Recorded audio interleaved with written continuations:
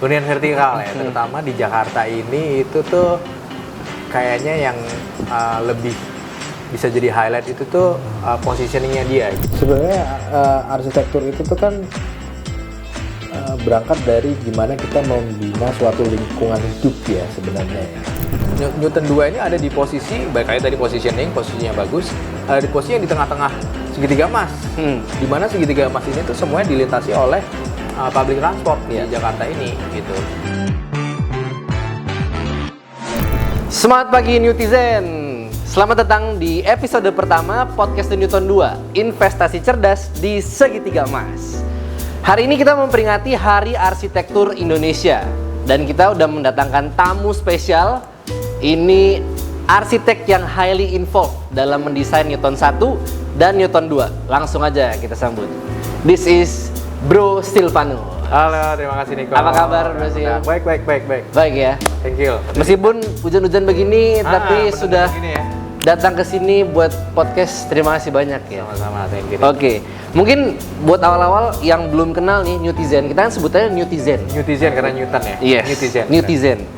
Boleh perkenalkan diri dulu. Mungkin dulu backgroundnya ambil perkuliahan arsitek, atau mungkin backgroundnya beda lagi, tapi tiba-tiba tertarik arsitek, atau pengalamannya gimana, boleh diceritakan. Oke, halo semua, saya Silvanus Prima. Dulu ngambil kuliahnya jurusan arsitektur di Bandung, di Institut Teknologi Bandung. Lulus di tahun 2010, terus sempat kerja di beberapa biro arsitek di Jakarta. Terus kemudian gabung di Ciputra Group tahun 2011 ya. Tahun 2011, waktu itu langsung involved di beberapa proyeknya Ciputra Group, terutama di Ciputra World 2, kawasan Ciputra World 2. Okay. Pertama kali mulai karir sebagai arsitek, berarti itu proyeknya perumahan kah atau? Kebanyakan rumah tinggal waktu itu. Oh, rumah tinggal. Yang waktu di biro arsitek ya, di biro arsitek ya. Rumah tinggal, terus ada beberapa public building ya, kayak office tower pernah, terus beberapa rumah sakit pernah, terminal, station gitu ya pernah, transportasi publik. Ya kurang lebih dari habis kuliah itu ya, jadi 15 tahunan lah. 15 tahun. Ya. Berarti udah pakar, udah hatam banget. Enggak lah. Kalau kita bicara hunian vertikal tuh sekarang trennya gimana sih? Hunian vertikal ya, terutama di Jakarta ini itu tuh kayaknya yang lebih bisa jadi highlight itu tuh positioningnya dia. Jadi positioning dia terutama terhadap public transport. Karena Jakarta ini ya terutama ya, kita kan udah sangat sehari-hari itu macet gitu ya. Gimana caranya punya hunian yang dekat sama tempat kerja, dekat sama area komersial, dekat sama sekolah, rumah sakit, gitu-gitu kan. Jadi pertama positioning itu matters lah untuk gimana developer apapun punya proyek sebuah hunian vertikal. Nah kemudian dari positioning itu gimana caranya mereka terintegrasi dengan public transport sih menurut saya. Gimana caranya dia dari positioning dia bisa olah, dia bisa develop sedemikian rupa sehingga penghuninya itu tuh nyaman gitu. Penghuninya itu bisa betah, bisa tinggal di situ tapi nggak jauh sama tempat kerja, nggak jauh sama public facility segala macam. Sehingga kalau dia ke public transportnya aja udah walking distance, which is kita ngomongin sekitar 400-an meter sampai 1 kilo gitu ya. Itu ini project, ini hunian itu berarti udah bagus banget gitu.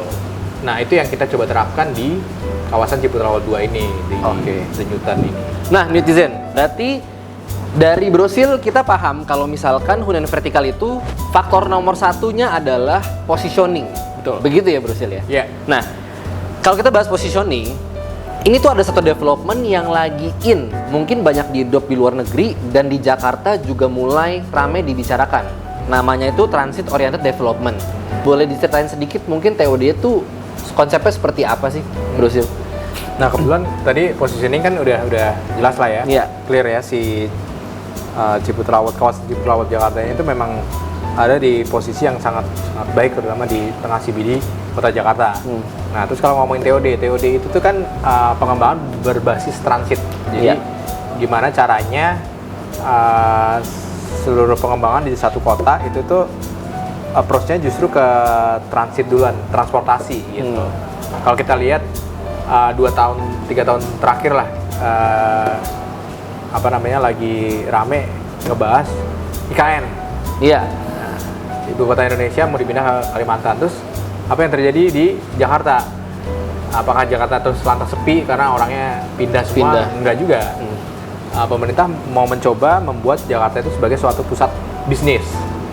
Kalau Brownie pernah ke New York nggak? Kebetulan belum. Semoga kita sama-sama ke New York ya one day ya. Nah, kalau lihat di film-film nih New York tuh kan kayak gedung-gedungnya tinggi-tinggi gitu ya. Terus kayak orangnya banyak gitu ya, populasinya tinggi gitu. Nah, tapi padahal ibu kota Amerika kan di DC kan. Betul. Pusat pemerintahnya di sana. Nah, pemerintah mau membuat Indonesia seolah-olah seperti itulah. Jadi pusat pemerintahannya terpusat di Kalimantan, nanti di IKN, lalu si pusat bisnisnya ada di Jakarta. Nah, that's why pemerintah itu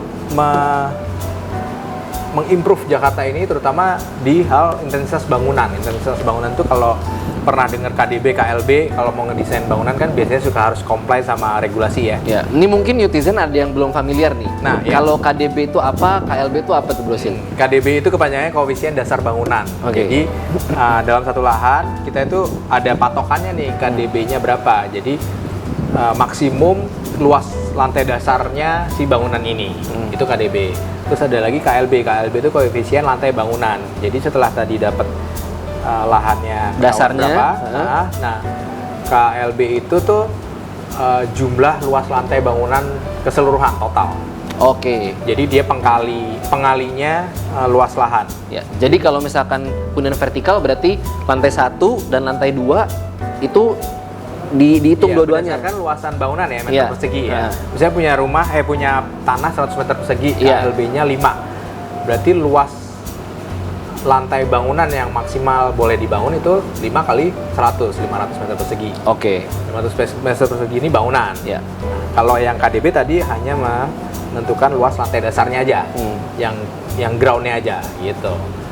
Gitu. Nah, karena pemindahan ibu kota ini, terus Jakarta akan dipusatkan menjadi pusat bisnis di Indonesia, maka perlu ada penambahan intensitas bangunan tadi, salah satunya KDB dan KLB. Karena apa?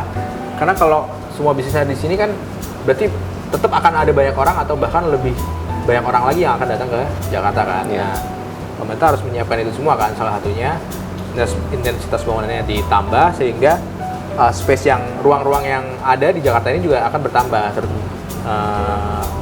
vertikal lah ya, karena kan tanahnya ya udah terbatas gitu ya, tapi kalau vertikal kan masih bisa di-improve. Nah, semakin tinggi berarti kan semakin banyak space yang tercipta, sehingga semakin banyak penghuni yang nanti akan masuk ke Jakarta ini gitu ya.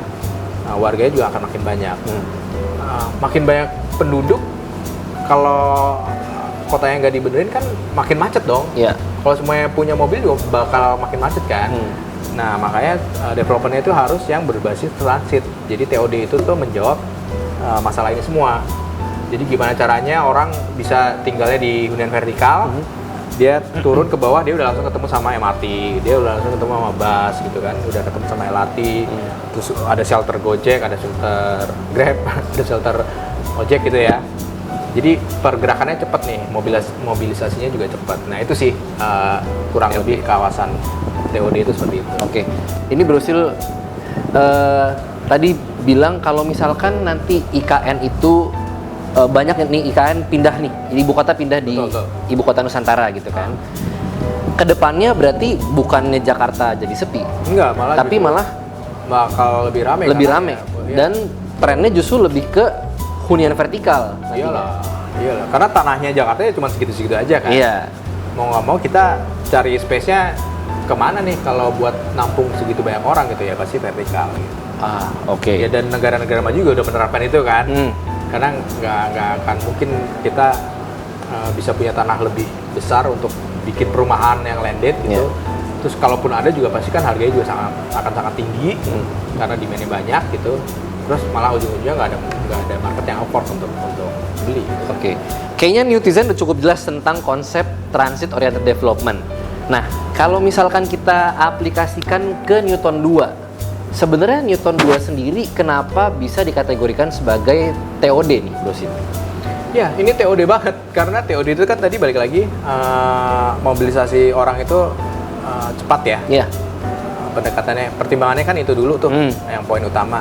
Nah, Newton 2 ini ada di posisi, balik lagi tadi positioning, posisinya bagus, ada di posisi yang di tengah-tengah segitiga emas. Di mana segitiga emas ini tuh semuanya dilintasi oleh public transport di Jakarta ini, gitu. Turun dikit, jalan dikit ke depan CBJ 2 ada busway, ada Transjakarta. Agak jalan jauh dikit, nggak nyampe sekilo udah ketemu MRT. Atau kalau mau sambil sekalian olahraga ke Rasuna udah ketemu LRT. Nah kayak gitu. Jadi ini tuh secara organik pengembangannya tuh The Newton ini tuh udah TOD banget. TOD banget. Dari tadi kita sebenarnya pakai kata-kata segitiga emas. Segitiga emas tuh kalau aku nggak salah nih, dibantu koreksi ya, Bro Sil ya.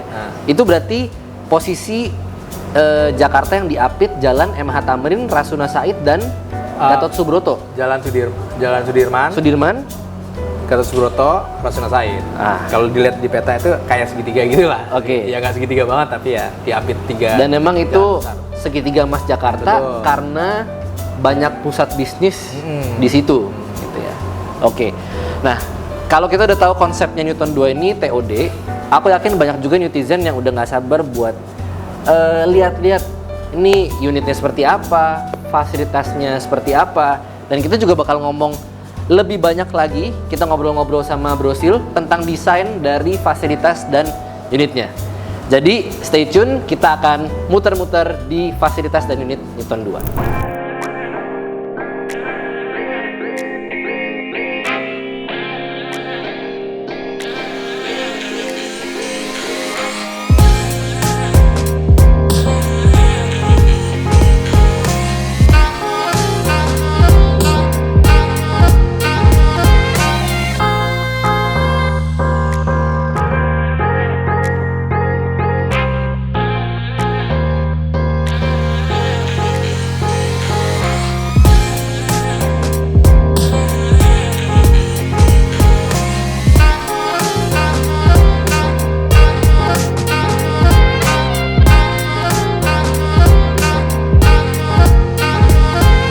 Oke netizen, kita udah keliling fasilitas dan sekarang kita udah ada di unit 2 bedroom. Salah satu unit 2 bedroom, betul. The Newton 2. Nah, kalau tadi kita keliling fasilitas ya Bro Sil, satu highlight yang aku notice itu banyak sekarang ruang terbuka buat orang nyantai, duduk-duduk. Ada satu di samping kolam, ada juga yang di thematic garden, dan di sebelah thematic garden pun ada ruang terbuka buat duduk-duduk nyantai. Ini alasannya kenapa? Apakah karena mungkin COVID, mungkin banyak orang membutuhkan ruang terbuka itu, atau gimana tuh, Bro Sil? Ya itu sebenarnya ini didesain jauh sebelum COVID kan. Jadi memang ruang terbuka hijau itu memang penting dalam suatu pengembangan hunian ya, terutama hunian vertikal. Selain kita memang harus comply sama regulasi, kan ada aturannya tuh di intensitas bangunan yang tadi sempat kita bahas, KDB, KLB, ada namanya KDH juga. KDH itu singkatannya koefisien dasar hijau. Koefisien dasar ada bangunan, hijau. Ada hijau. Hijau ini ya itu ruang terbuka hijau, taman, terus fasilitas seperti swimming pool, terus jogging track, macam-macam ya. Jadi itu memang selain kewajiban juga sebuah poin yang kita harus capai, karena mendesain suatu kawasan itu tuh memang harus secara lingkungan juga harus baik ya, nggak cuman bikin bangunan gedung blok tok gitu, tapi kan harus ada sirkulasi, ada gimana pertukaran udara, terus orang juga perlu buat beristirahat, terus leyeh itu kan perlu ada tuh gitu. Nah kalau tadi Bro Sil udah sempat menyinggung kata hijau, nah ini yang lagi banyak jadi topik pembahasan, climate change, sustainability. Nah, berarti kan sebenarnya mengarah sekarang itu pembangunan yang berkelanjutan. Betul. Gitu ya Bro Sil. Nah, kalau di Newton 2 ini, bagaimana konsep pembangunan berkelanjutan itu dihadirkan di Newton 2. Sekarang itu highlight SDG, kalau pernah dengar Sustainable Development Goals, itu tuh sangat penting banget di seluruh dunia dan di seluruh lini kehidupan ya, karena kampanyenya PBB, ini correct me if I'm wrong, itu PBB yang bikin campaign Sustainable Development Goals. Jadi gimana semua negara itu tuh harus punya tujuan pembangunan berkelanjutan gitu dalam setiap apapun ini ya, lini kehidupan, lini pemerintahan, terus kehidupan berbangsa bernegara, itu semuanya harus mengacu ke goals ini. Jadi nggak cuma buat ngedesain bangunan toh gitu, apapun gitu. Nah, salah satunya memang kalau dikaitkan sama SDG, ada dasar-dasar yang kebetulan memang untuk mendesain suatu bangunan memang harus mencapai goals itu ya, kayak kita energy saving, terus ada cross ventilation. Tapi yang jelas dasar-dasar dalam mendesain hunian sih ya itu yang jelas ya. Udah checklist semua gitu untuk Newton 2 gitu ya. Yang dasarnya udah checklist semua. Iya. Nah, kita balik lagi bahas ke fasilitas nih, Bro Sil. Tadi itu yang menarik juga satu hal itu jogging track-nya. Jogging track-nya itu nyambung. Betul. Mengelilingi bangunan di lantai 8. Karena keliling kan. Iya.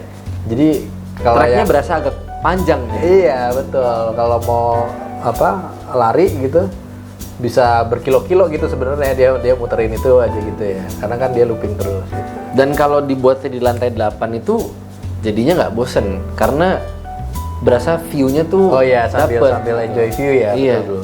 Iya, benar-benar. Itu nice banget. Coba deh kapan-kapan jogging gitu kita. Iya, gas gitu. Gas ya. Oke, nah kalau tadi kita udah bahas fasilitas, tadi kita ke unit yang di 2 bedroom. Nah, 2 bedroom ini kan luasannya itu 60 meter Luasan persegi. semi-gross, ya. Semi-grossnya 60 meter persegi. Kenapa sih yang 2 bedroomnya tuh didesainnya begini gitu? Itu lahirnya layout ini tuh sebenarnya layout yang fungsional dan livable. Jadi apa sih dasar-dasar orang punya rumah ya, pastinya Ada space buat living room, dining room, kitchen, terus habis itu ada kamar tidur sama toilet gitu kan. Nah, kita mencoba untuk gimana caranya si kebutuhan-kebutuhan dasar ini tuh muat dalam satu layout unit ini gitu. Jadi lahirlah ya desain layout seperti ini. Dan juga memang tiap unit ada balkon ya. Ya. Balkonnya juga view kota Jakarta.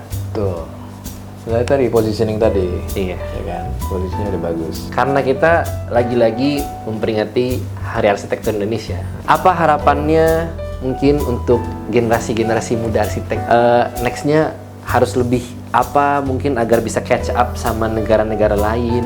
Terutama buat ini desain hunian. Yes. Yang vertikal. Model vertikal. Ya yang jelas sebenarnya arsitektur itu tuh kan berangkat dari gimana kita membina suatu lingkungan hidup ya sebenarnya ya. Makanya kalau di luar negeri itu fakultinya itu built environment biasanya. Terus jurusan architecture gitu. Jadi arsitektur tugasnya itu jadi mendesain suatu bangunan atau kawasan tanpa merusak alamnya gitu loh. Bukan tanpa ya, seminim mungkin merusak alamnya. Bro Sil, Yes. karena Bro Sil ini yang involve untuk mendesain The Newton 2, pasti udah tahu banget seluk-beluknya desain Newton 2 ini seperti apa. Kasih dong satu kata untuk The Newton 2. Newton 2 tuh nyaman. Nyaman. Satu kata nyaman. Oke. Dari segala sisi, Aspeknya gitu ya. Pokoknya itu satu kata buat aku Newton 2 nyaman. Oke, sebelum kita closing, kita ada gayanya nih untuk podcast ini. Podcast ini gimana? Ya. Podcast The Newton 2, kalau aku bilang podcast Newton 2, investasi cerdas di segitiga emas. Investasi cerdas Di segitiga emas. Oke. Oke, siap? Oke, siap. Podcast The Newton 2, investasi cerdas di segitiga emas. Mantap.